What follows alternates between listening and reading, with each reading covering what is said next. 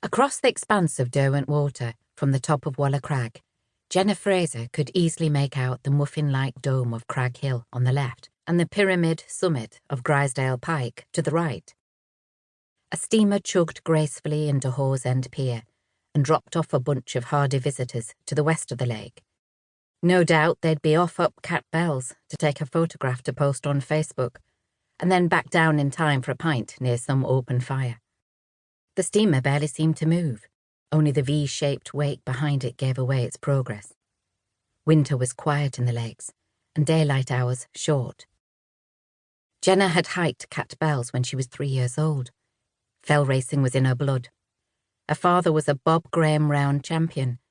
Jenna herself held the junior record for the fastest time to Dale Head, taking in 6 peaks, a record she'd set 2 years ago when she was only 14.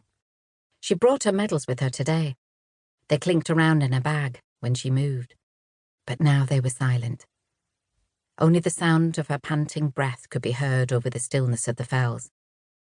At this time of year, close to Christmas, few people ventured along the pretty walks so rammed in the summer, and she knew she'd be alone. She wasn't dressed for a winter run, but it didn't matter. She'd slipped on what was at hand, and that happened to be a pair of comfortable shorts, which she'd slept in, and a vest top. She'd pulled on trainers and pushed a cap onto her head, then filled her bag with the medals. The other stuff she'd packed last night. When she'd left the house, she attracted a few stares of disbelief, given the cold. But as she ran out of town towards the Keswick launch, steam puffing out of her mouth in clouds, she'd seen fewer people and found the solitude she sought. She'd run past perhaps 3 cars, but her concentration had been focused on pounding the pavement rather than looking about. The tears hadn't started until she'd left the launch behind and entered Great Wood, curving away towards Derwent Water's east shore.